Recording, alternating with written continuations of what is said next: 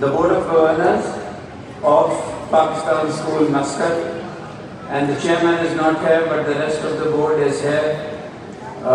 Thank you very much for arranging the flag hoisting ceremony at the Pakistan School. Very, very outstanding officers of the Pakistan Embassy, Muscat.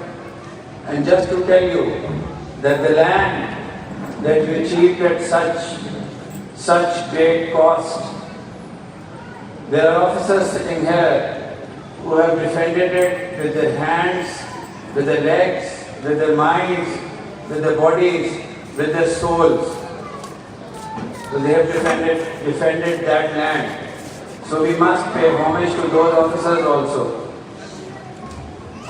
Then a salute to the teachers of the Pakistan School, Muscat. I have interacted with the teachers and I tell you, they are probably the brightest that I have seen, and I have seen many. So please have pride on yourself, and most importantly, the children of Pakistan School, Muscat, who should be proud of themselves, who should think about using this as a launching pad to go to Oxford and Harvard and not look below that. We will discuss practical things. It's not an issue for today. I just want to show you about 5 minutes of the last days of Muhammad Ali Jinnah. We always discuss other things. If before we play the movie, if we could turn the lights out at the back also. So these are the last days. There are 3 things that I want you to note. One is the mention of a salute. It's in English. Kindly keep quiet, bacho. It's a salute, it's a smile, and there's a song in the end.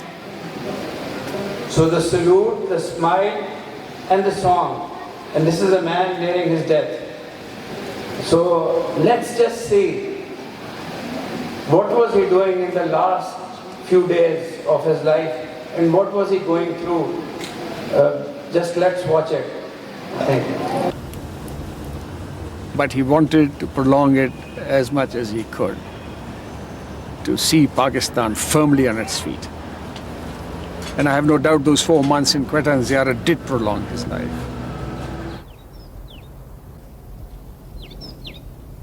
I think he was much more relaxed. He wasn't burdened with affairs of the state to the same degree as he was in Karachi. And he knew that he must recoup so as to give some more time of his life to the state that he had founded. We were informed that Jinnah was very poorly, and I and also Bob Harrison, who was a pilot, approached the naval aide-de-camp and said, please, if you possibly can, arrange for Jinnah to get aboard the aircraft as soon as possible, because it's going to be very bumpy indeed later in the day. We drove down in the ambulance to the airstrip. There was no airport. And we took him out. And as we were carrying the stretcher, I remember Mazhar was on one side and I was on the other. A gust of wind came and blew this white sheet on his face. He moved the sheet away. As he neared the doorway of the plane, the crew had lined up. They gave a salute and he returned it with his hand. So he was he had all his faculties intact. He was helped aboard, and directly he arrived in the saloon, they converted 2 of the easy armchairs to a bed, and he then rested in that bed. We took off at 2:10 in the afternoon, which is one of the worst times for turbulence. Flying over terrain which was rugged, up to 5,000 feet, and we had all the heat of the day causing turbulence. So I went to the door leading into the saloon, and as it so happened, I was looking directly at Jinnah as he was propped up on his pillows.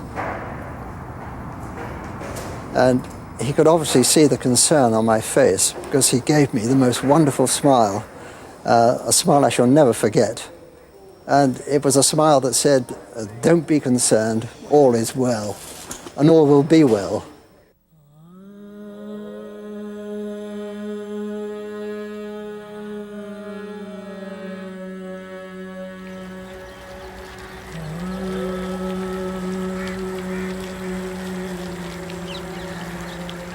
We got there 6:30.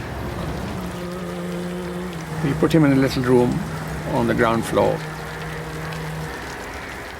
You know, there was so much happening. People were coming in and going out, and I think the doctor came in. One of these two, either Dr. Rai Baksh or Dr. Mistry, and they just threw their stethoscopes on the sofa and slumped back. So I sensed it, and I got up, walked out, and I went in and I saw, yes, they had covered his face.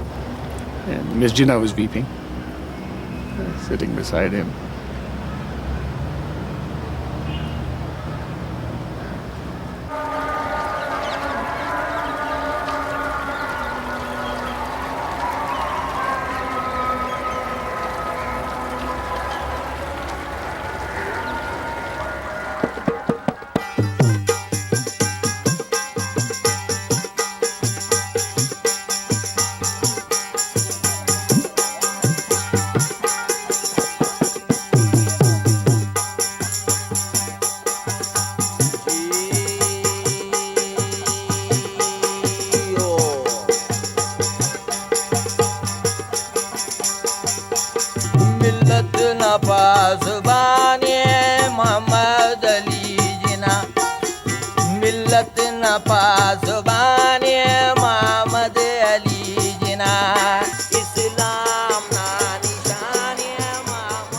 While Jinnah repeatedly stressed that Pakistan should be based on Islamic principles, in a speech to the new Constituent Assembly, he'd indicated what sort of state he'd really wanted to create.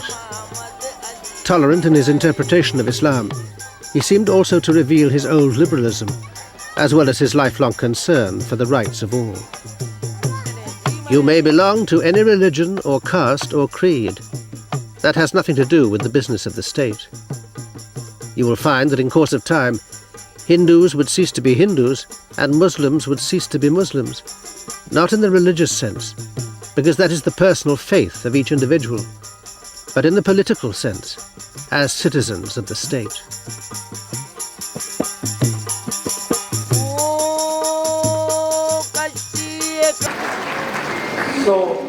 So the question arises, whether tuberculous lung, in the last throes of life, when the shroud went, he was lying down, he couldn't sit. So when the crew lined up, in a lying position, he returned this route. Then when the navigator, did you see the navigator was crying? He's not a Pakistani. He was a British navigator. And he went back just to see whether Jinnah was alive or not. And in the plane, Jinnah gave him the most winning smile to tell him, it's okay, I'm fine. And then when he reached there, the two doctors threw their stethoscopes and started crying. If you want to understand Pakistan, and if you want to understand the person whose picture you have on the right side, you have to look at this also. You have to see what he was. میں آپ کو اردو اور English میں آج بتانے کی کوشش کروں گا محمد علی جناح کی زبان سے 6 منٹ میں کہ وہ ایکچولی کون تھے. یہ دیکھیں, can you put the presentation please? I can't see it.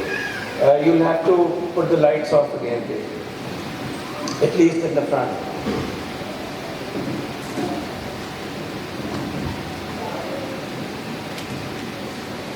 I think just the front two rows, the rest is fine. So,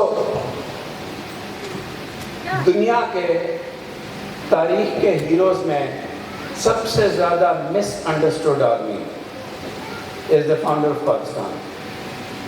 We have tried to give various sheens to his life. جس کا جو دل کیا اس نے وہ جناح کو بنا دیا.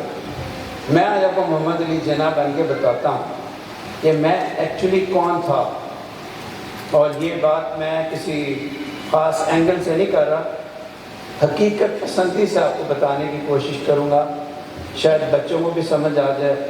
اور اس بات کا تعلق پاکستان کی حیت کے ساتھ بہت زیادہ ہے. تو یہ دیکھیے لوئر, وہ جو آپ نے خوبصورت جوانی کی تصویریں دیکھی ہیں اور پھر اینڈ پہ جو شیروانی دیکھی ہے, یہ سفر کیا تھا. نیکسٹ دیکھیے آگے. جناح کا جو موسٹ گلوریس پیریڈ تھا, ہر انسان کی ایک جوانی کے بعد ایک میچور سٹیج آتی ہے, وہ لکھنؤ پیکٹ تھا 1916 کا. میں نے لکھنؤ پیکٹ کروایا, میں کانگریس اور مسلم لیگ کو لکھنؤ لے کے آیا.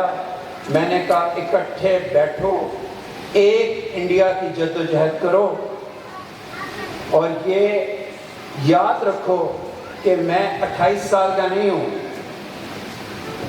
لکھنؤ پیکٹ کے وقت میرا خیال ہے میری عمر 40 سے زیادہ ہے, اور میں سب سے زیادہ عمر والا انسان ہوں جنہوں نے اسٹرگل فار انڈیا کیا ہے. میری زندگی میں ناکامیاں ہی ناکامیاں ہیں.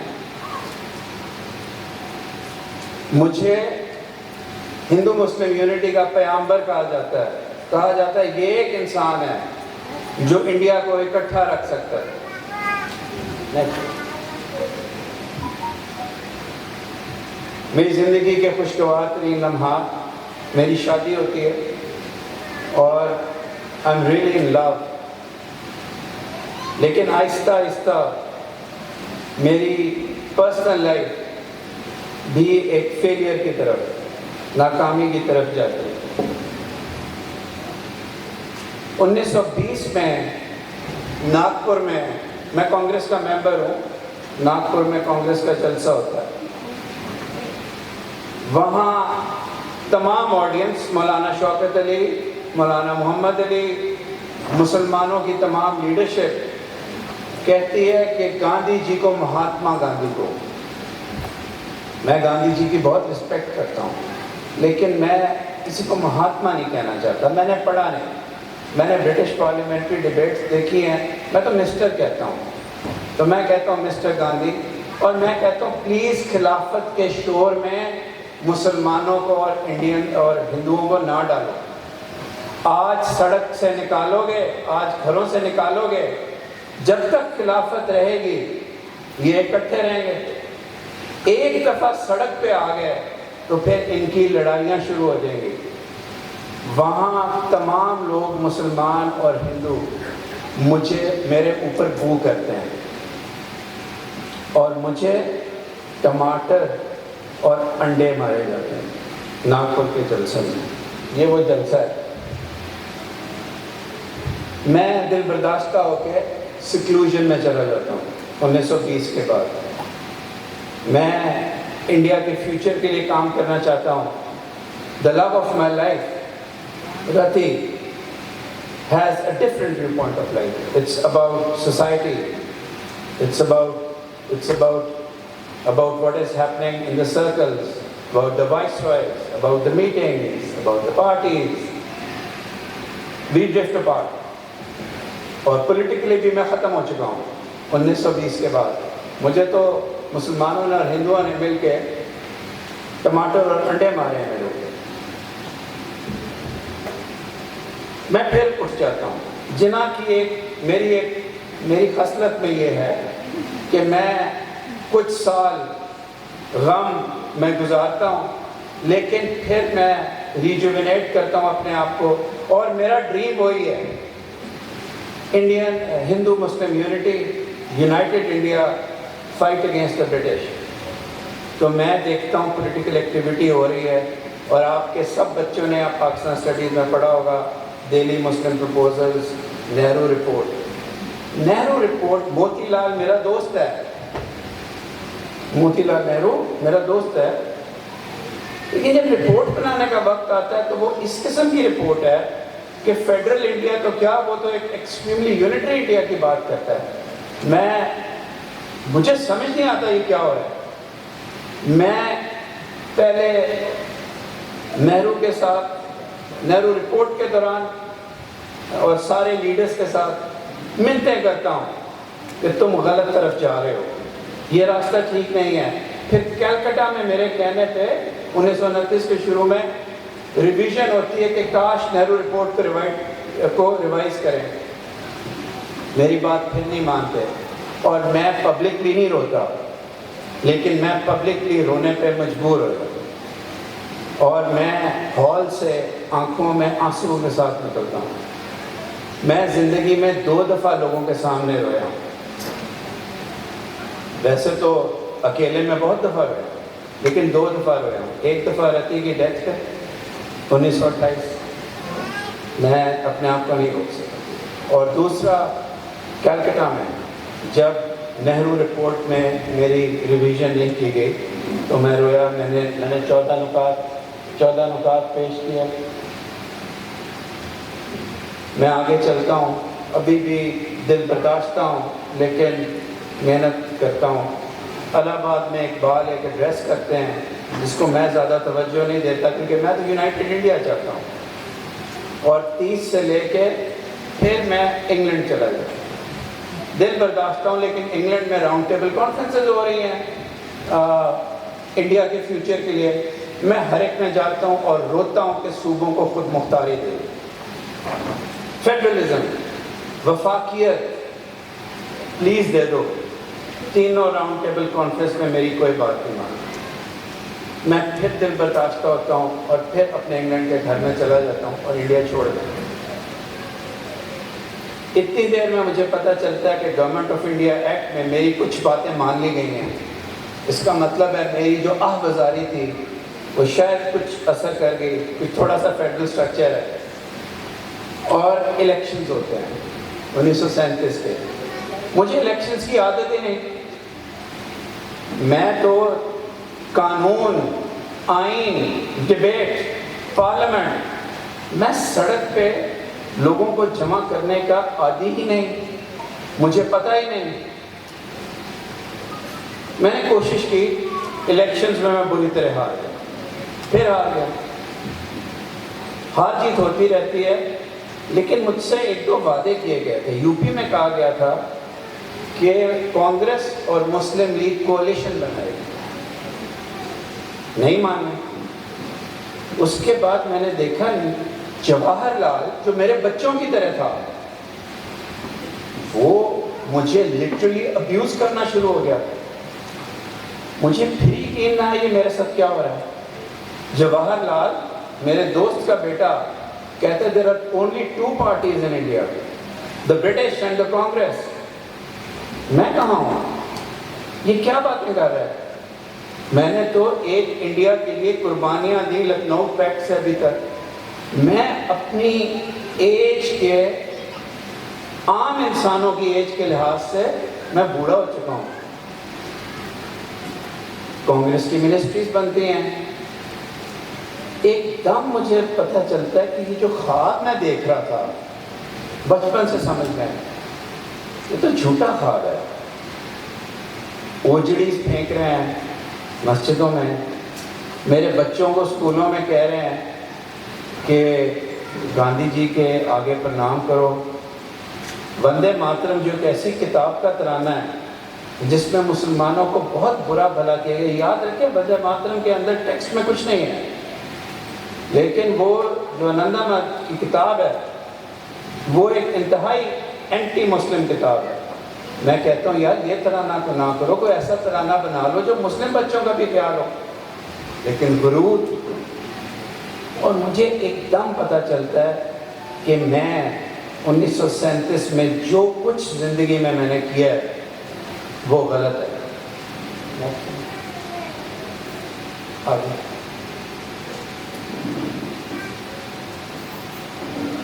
اسی دوران اقبال، جن کی شاعری تو مجھے سمجھ ہی نہیں آتی،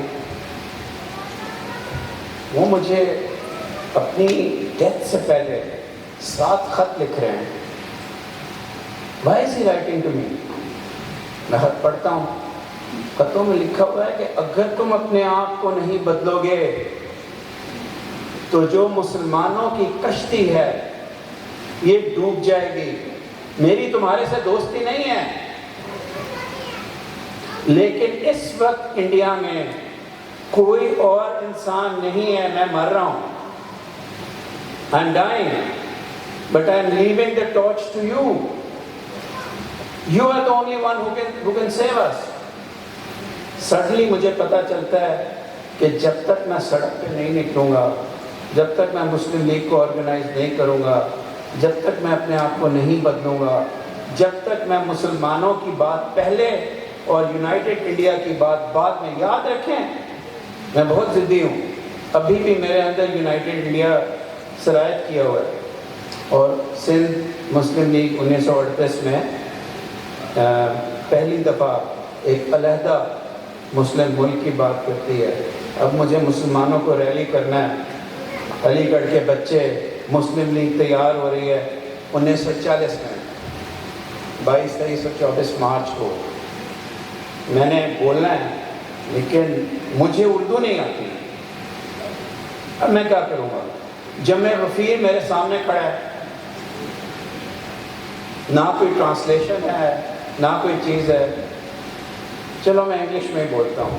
میں انگلش میں بولتا ہوں اور ہزاروں کا مجمع خاموشی سے مجھے سنتا ہے اور میں ان کو بتاتا ہوں اور میں پہلی دفعہ کہتا ہوں کہ پہلے آپ مسلمانوں کا فیصلہ کریں. Muslims, or the famous phrases which are in your books, neither do they interdine, neither do they intermarry, the enemy of one is the friend of the other, اور میں ٹو نیشن. کیونکہ میں نے جب تک سڑک پہ جان نہ لڑی میرے ساتھ زیادتی ہوتی رہی. اور جواہر لال جیسے لوگ جو بچے تھے میرے، وہ میری بےزتی کرتے رہے. یاد رکھیے 1940 کے جو پوری ریزولوشن ہے اس میں پاکستان کا نام نہیں ہے. میں سیکنڈ ورلڈ وار شروع ہو جاتی، میں پروٹیسٹ نہیں کروں گا برٹش کے خلاف. مجھے اب عقل آ چکی ہے. یہ کریں پروٹیسٹ کانگریس والے، میں اس پیریڈ کو یوز کروں گا مسلمانوں کو اکٹھا کرنے کے لیے. زیرو دا پرفارمنس، میری پرفارمنس 1937 میں زیرو ہے الیکشنز میں. میں مسلمانوں کو اکٹھا کرتا ہوں. برٹش 1942 میں they send a mission called the Cripps mission that recognizes a province's right to accession. Big concession. میں نہیں مانتا. مجھے زندگی کا سبق مل چکا ہے. جب تک میں سڑک کے اوپر نہیں جیتوں گا، نہ مجھے برٹش کچھ دیں گے مسلمانوں کے لیے، نہ ہندوز دیں گے. دنیا حیران ہوتی ہے. میں نے کرپس مشن ریجیکٹ کر دیا. 1945 میں جنگ ختم ہوتی ہے، شملہ کی پہاڑیوں میں لے جاتے ہیں اور تقریباً ایکویلٹی دے رہے ہیں. 6 کانگریس والے انٹرم گورنمنٹ میں، 5 مسلم لیگ والے. زیرو سے مجھے انہوں نے تقریباً ایکول سٹیٹس دے دیا. مجھے برٹش آ کے کہتے ہیں، مجھے لیاقت علی خان رات کو آ کے کہتے ہیں اس سے زیادہ کنسیشن تو نہیں مل سکتی آپ. لیکن مجھے سبق حاصل ہو چکا ہے. میں کوئی چیز نہیں مانوں گا. دنیا دنگ رہ گئی کہ یہ ضدی انسان کیا کر رہا ہے. یہ پھر نہیں مانا. میں جگہ جگہ جاتا ہوں، پیروں کے پاس جاتا ہوں جن کو میں نہیں مانتا. جن لوگوں سے میری پنجاب کی یونینسٹ پارٹی میں ہمیشہ لڑائی رہی، میں ان کے گھروں میں جاتا ہوں. میں بنگال میں جاتا ہوں. میں 3 چیف منسٹرز کو مسلم لیگ میں لے کے آتا ہوں. اور میں کوئی پلان برٹن کا نہیں مانتا. اور الیکشن میں جاتا ہوں. اور پاکستان اب تک نام آ چکا ہے، لوگوں نے دیا. ایکچولی سب سے پہلے پاکستان کانگریس پارٹی نے دیا، لیکن پاکستان کا ایک نعرہ ہے. پاکستان ایک جنون ہے. میں آپ کو ابھی بھی بتاؤں، پاکستان کو سمجھنا ہے تو جنونیت کو سمجھو. پیشن، پرائڈ. پاکستان ہر ایک کو وہ کچھ دیتا ہے جو اس کی زندگی میں مسنگ ہے. اور میں سینٹرل لیجسلیچر میں 30 میں سے 30 سیٹیں جیت جاتا ہوں اور دنیا تنگ رہ جاتا ہوں. اور پروونشل اسمبلیز میں 480 میں سے 400 سم تھنگ سیٹس جیت جاتا ہوں. پنجاب میں میجورٹی نہیں ہے, لیکن suddenly the world rises up. Nehru is wrong. There are not 2 parties, there are 3 parties in India. The Muslim League, the Congress and the British. And now I know the magic of Pakistan. I am going to get Muslims liberated from here. There is passion, people are talking to me, British delegations are now coming to me first and then going to Nehru. ایسے میں next slide ہاں یہ ایسے میں انگریز British ایک high powered ministerial delegation بھیجتے ہیں جس کو کیبنٹ مشن پلان کرتے ہیں. مجھ سے باتیں کرتے ہیں دہلی میں. یہ 1946 مارچ اپریل اور مئی ہے. جتنا میں اس کی باتوں کو ان کی اسٹڈی کرتا ہوں مجھے لگتا ہے یہ تو اس دفعہ سیریس ہیں. یہ تو کہہ رہے ہیں کہ ہم مسلمانوں کو ایسٹ میں اور ویسٹ میں ایک انڈیپینڈنٹ بلاکس دیں گے انڈیا میں, یونائٹڈ انڈیا میں. ان کے رائٹس پروٹیکٹ ہوں گے. کانسٹیٹیوشن میں سینٹر کے پاس 3 پاورز ہوں گی صرف. یار دے لک سیریس دس ٹائم. میرا بھی دل کرتا ہے کہ میں پاکستان کا انڈیپینڈنٹ پاکستان کا وزیر اعظم یا گورنر جنرل بنوں, لیکن یہ پلان مجھے اس لیے اچھا لگتا ہے کہ یہ ان 1/3 مسلمانوں کے لیے بھی آزادی دیتا ہے, آزادی کی رمق دیتا ہے جو یونائٹڈ انڈیا میں رہ جائیں گے. یاد رکھیے پاکستان میں 2/3 مسلمانوں کو آزاد کیا. تو میں کیبنٹ مشن پلان مان جاتا ہوں. لوگ سٹنڈ ہیں. جس پاکستان کا نام انہوں نے اتنے 7 سال لیا, محمد علی جناح جس نے پاکستان لا کے دیا, وہ کہتا ہے کہ میں کیبنٹ مشن پلان مان جاتا ہوں, انڈیا کو یونائٹڈ رہنا چاہیے. میں نے قربانی دے دی ہے, میں زندگی ریٹائرڈ گزار لوں گا, لیکن میرا مقصد اپنی ذات نہیں تھی. میرا مقصد انڈیا کے مسلمانوں کو کانسٹیٹیوشنل پولیٹیکل اور سوشل رائٹس دینے تھے, وہ کور ہوتے ہیں. جولائی 10 کی دوپہر کو لوگ میرے پاس آنا شروع ہو جاتے ہیں. جواہر لال نے ایک کانفرنس کی ہے جولائی 10 1946 کو, اور یونائٹڈ انڈیا کے پرخچے اڑا دیے. جواہر لال نہرو نے کہا ہے کہ میں گروپنگ کلاس نہیں مانوں گا جس میں 3 گروپس بنتے ہیں, اور میں سینٹر کی 3 پاورز نہیں مانوں گا. میں کیبنٹ مشن پلان کو ریجیکٹ کر دیتا ہوں. میں یاد رکھیے جب میں نے پاکستان ریزولوشن پاس کی تھی میری عمر 64 برس کی تھی, 64.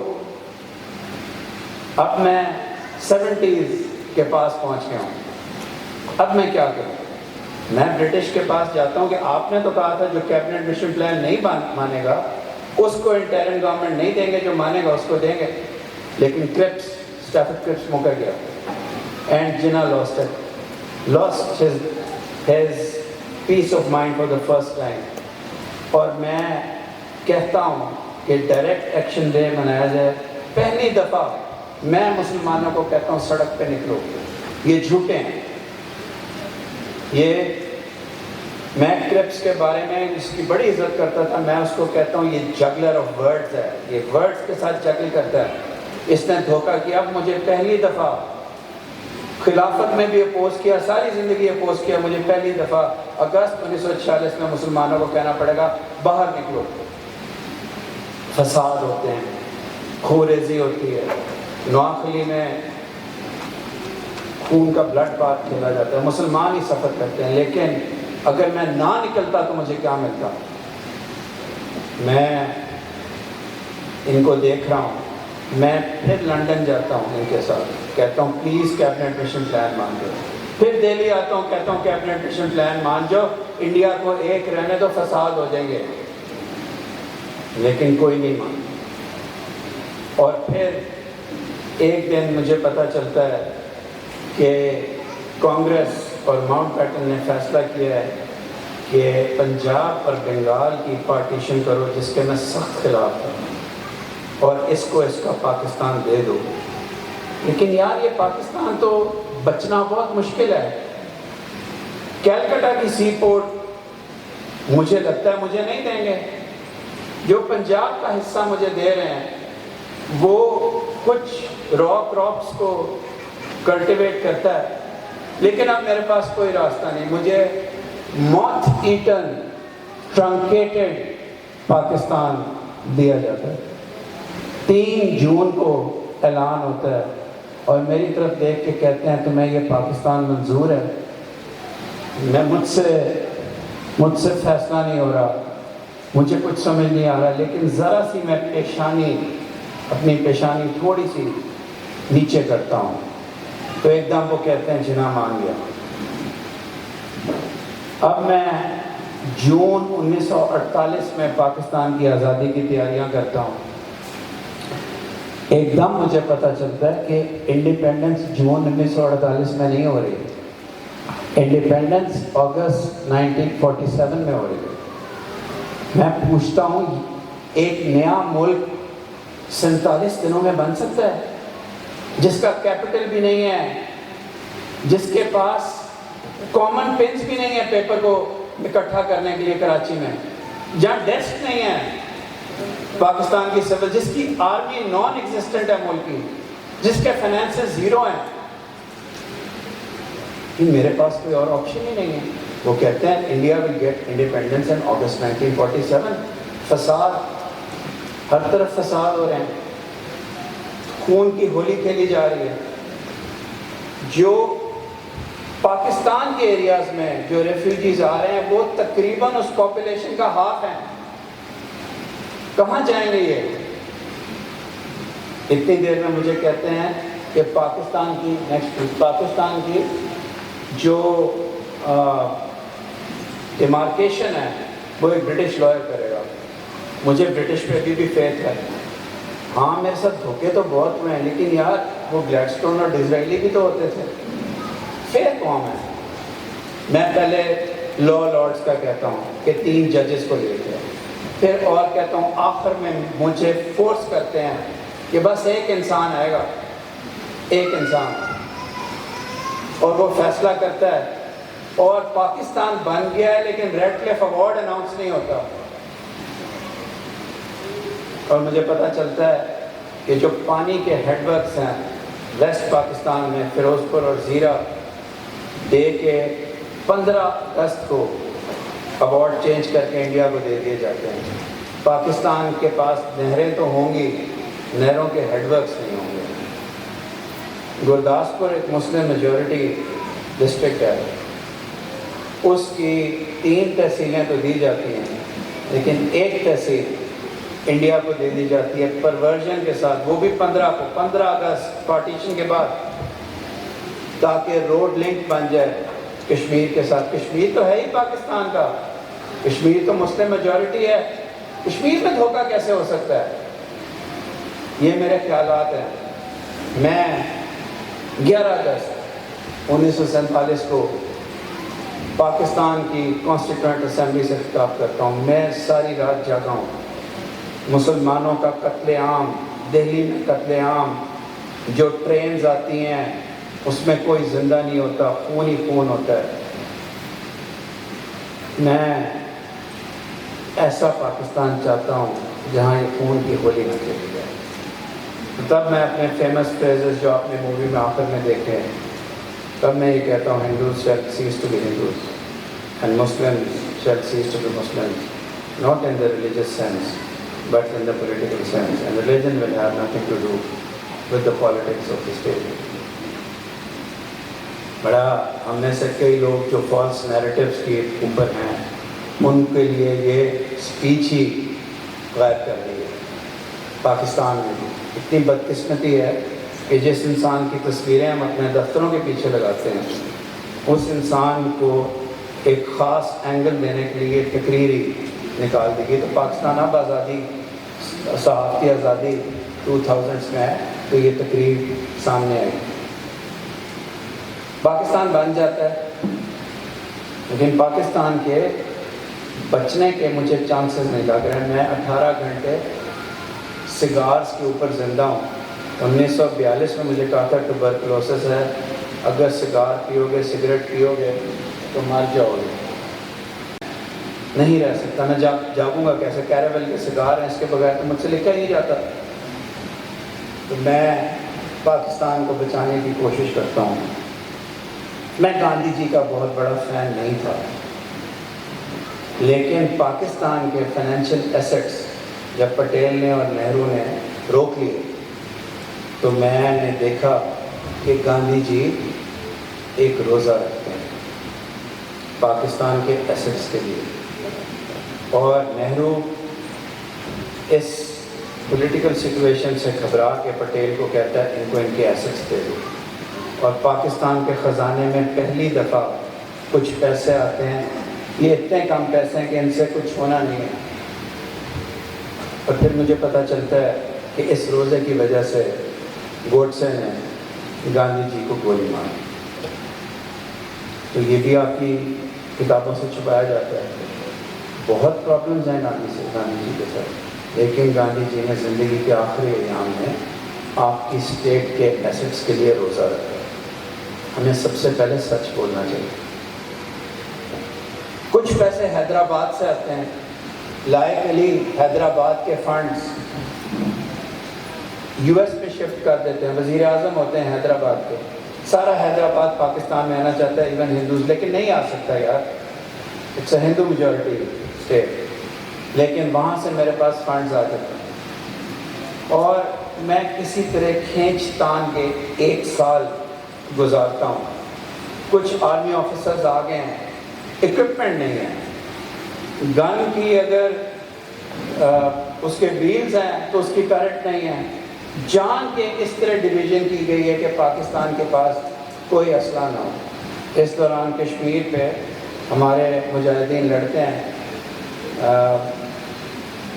سارا جو جموں میں میسیکر ہوا اس کی وجہ سے ٹرائبل ایریاز والوں نے, جو پاکستان کے اگر ٹرائبل ایریا سے کوئی انسان یہاں ہے, اس نے 1-2 پاکستان کے آفیسرز کی مدد سے انہوں نے آزاد کشمیر لبریٹ کروایا. جو یاد رکھیے کئی ملکوں کے سے بڑا ہے. گلگت لبریٹ ہوا, یاد رکھیے یہ سب ملا کے کئی ملکوں سے بڑے ہیں.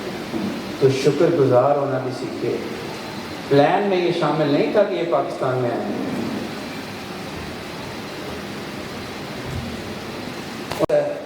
مجھے سانس نہیں آ رہی. میں رات کو کمرے میں بیٹھا ہوتا ہوں تو مجھے لگتا ہے کہ آکسیجن نہیں ہے, لیکن کیا کروں. کچھ صوبوں میں ریشہ دوانیاں تھیں, وہ کنٹرول کی. ایک لینگویج کا جا کے بتایا کہ اردو کتنی بڑی لینگویج ہے. ڈھاکہ میں بھی لوگ خوش نہیں ہوئے, جا کے بتایا. اب مجھے کہتے ہیں کہ انڈین روپی کو اپنی کرنسی بنا لو تاکہ بچ جاؤ اکنامک کولیپس سے. لیکن کیا میں نے پاکستان اس لیے لیا تھا کہ انڈین روپی کے اندر پاکستان کی ٹرانزیکشنز ہوں؟ میں زاہد حسین کو بلاتا ہوں اور کہتا ہوں پاکستان کا اسٹیٹ بینک بناؤ, اور پاکستان کی کرنسی پاکستانی روپی ہوگا. لوگ اکانومسٹ مجھے پاگل کہتے ہیں. یہ آپ کیسے سسٹین کریں گے sir? It's not sustainable. Your state is dying, you don't have reserves. لیکن میں کر دیتا ہوں. مجھ سے صبح جون 1948 میں جس دن اسٹیٹ بینک کی انوگریشن تھی, میں بہت بیمار تھا, اور مجھے میرے ڈاکٹر نے کہا کہ آج آپ باہر نہیں جائیں. لیکن اگر محمد علی جناح اسٹیٹ بینک کی انوگریشن پہ نہ گیا تو لوگ کہیں گے یار یہ کیسا انسان ہے. مجھے شیروانی پہنائی جاتی ہے, میں پہن نہیں پاتا. لوگ بعد میں کہتے ہیں کہ لگتا ہے ایک اسکیلیٹن کے اوپر ایک شیروانی ہے, ہڈیاں ہیں اور ایک شیروانی ہے. لیکن میں اسٹیٹ بینک کا انعقاد کرتا ہوں اور پاکستان کی انڈیپینڈنٹ کرنسی آ جاتی ہے. میری طبیعت بہت خراب ہے. مجھے ڈاکٹرز کہتے ہیں کہ زیارت میں بہتر ہے آکسیجن. میں زیارت چلا جاتا ہوں, وہاں فائلیں آتی ہیں میرے پاس, سارا دن وہاں بھی کام کرتا ہوں, سگار نہیں چھوڑ سکتا. سگار کے بغیر زندگی نہیں. اس کے بعد آپ نے دیکھا کہ ستمبر 1948 میں محمد علی جناح ساری زندگی کی ناکامیوں کے بعد, ساری ناکام زندگی, the finest triumph of his life is Pakistan, your Pakistan. جناح کی ڈیتھ کے بعد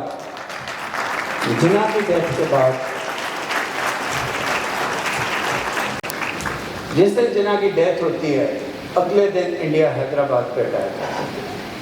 جب تک جناح زندہ تھے حیدرآباد جو ساتھ تھا اس پہ اٹیک کرنے کی کسی کی ہمت نہیں تھی. حیدرآباد میں خون کی ہولی کھیل کر وہ حیدرآباد کو کیپچر کر لیتے ہیں. میں جا چکا ہوں, میں اوپر سے اپنے ملک کو دیکھ رہا ہوں. پاکستان اکنامک کولیپس کے عین دہانے پہ کھڑا ہے. لیاقت سے اور باقی لوگوں سے یہ ملک نہیں سمجھے گا. ان دنوں میں خدا کی مدد آتی ہے اور کوریاز کی آپس میں لڑائی ہو جاتی ہے, کورین وار شروع ہو جاتی ہے. پاکستان کی کپاس جو کہ کوڑیوں کے مول بکتی تھی اس کی قیمت 4 گنا بڑھ جاتی ہے. پاکستان کی جوٹ ایسٹ میں جو کوڑیوں کے مول بکتی تھی 4 گنا اس کی قیمت بڑھ جاتی ہے. لوگ کہتے ہیں کہ خدا کی طرف سے ایک فیری نے آ کے پاکستان کو بچایا. یہ وہ ملک ہے جو آپ کو ملا ہے. یہ دنیا کا خوبصورت ترین ملک ہے.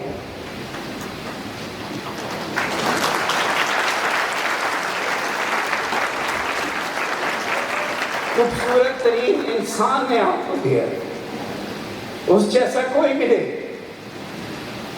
میں ہسٹری کا طالب علم ہوں, ہر ورلڈ لیڈر کو پڑھا ہوا ہے, محمد علی جناح جیسا کوئی نہیں.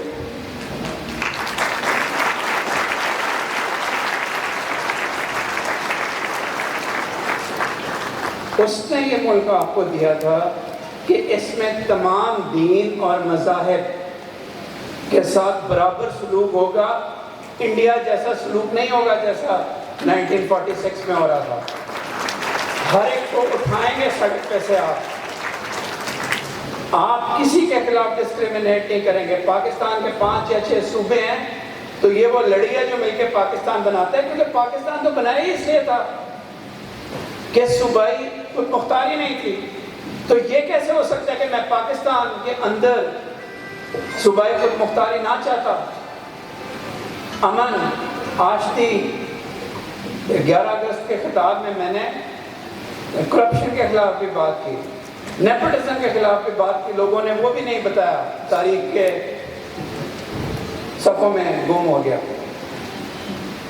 تو میرا پاکستان جو ہے وہ امن, آشتی, پیار, ترقی, اور اس کی سب سے بڑی جو انڈر لائن چیز ہے وہ انسانی ترقی ہے.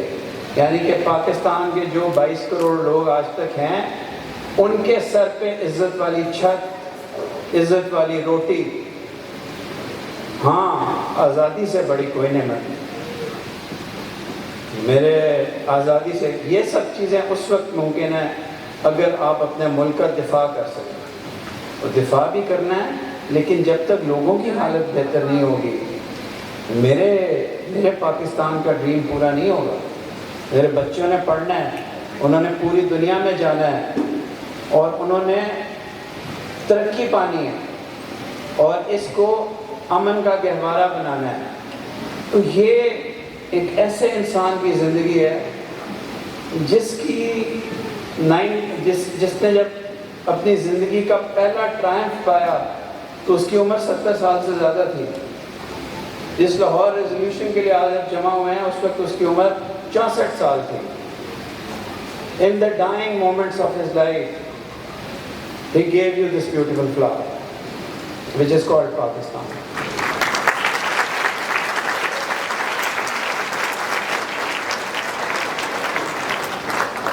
So protect it and please note what he wanted. ٹھیک ہے, نیشنز اپنے فاؤنڈرز کی چیزوں کو بدل دیتی ہیں, لیکن وہ آپ کو ایک انتہائی خوبصورت لیگیسی دے کے گئے ہیں. اور آج قدرت کا کرنا یہ ہوا کہ پاکستان کرتارپور بنا رہا ہے. پاکستان کے لوگ آج کل پاکستان میں پولیٹیکل گہما گہمی ہے نا. کیا کسی نے انڈیا کا نام لیا؟ نہیں. ہم انڈیا کا نام لے کے پاکستان میں سیاست نہیں کرتے. کیا پاکستان کے کسی الیکشن میں ایکسٹریمسٹ اسلامک پارٹیز جیتی ہیں؟ نہیں. اور آپ کے بارڈر کے اکراس کیا ہو رہا ہے؟ آپ کے بارڈر کے اکراس وہ ہو رہا ہے جو نہرو اور پٹیل 1946 میں کر رہے تھے. ان کی ری انکارنیشن ہو رہی ہے. اور پاکستان تمام خطرات کے باوجود اس آئیڈیل کی طرف جا رہا ہے. شاید کئی لوگوں کو نہیں پتا کہ آئیڈیل کیا تھا.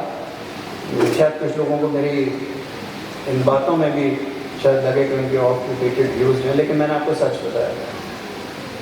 تو میں پاکستان اسکول مسقط کا اور آپ لوگوں کا بہت شکر گزار ہوں کہ میں اس خوبصورت ہال کے اندر آپ کو جو میرے تئیں پاکستان کی اور محمد علی جناح کی حقیقت ہے وہ آپ کو بتا سکوں.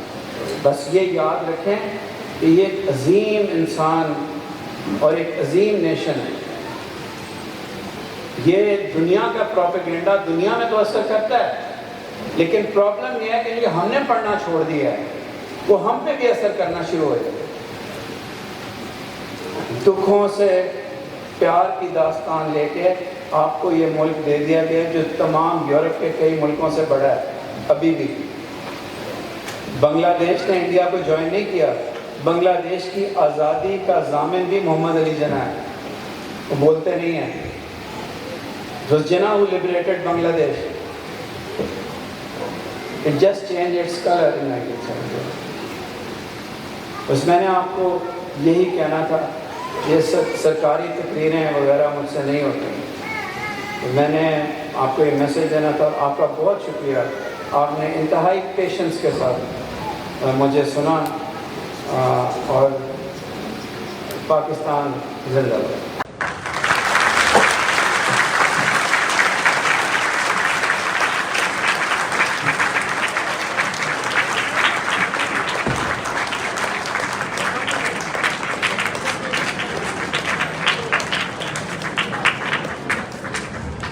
Thank you very much for such a heart-touching video of the last few days of Quaid-e-Azam Muhammad Ali Jinnah, and a very, very informative and a wonderful presentation. Sir, thank you very much.